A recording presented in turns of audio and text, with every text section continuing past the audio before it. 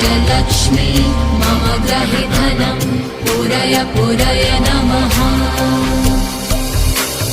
ॐ ह्रीं श्रीं क्लीं श्रीं कुबेराय अष्टलक्ष्मी मम ग्रहे धनं पुरय पुरय नमः। ॐ ह्रीं श्रीं क्लीं श्रीं कुबेराय अष्टलक्ष्मी मम ग्रहे धनं पुरय पुरय नमः।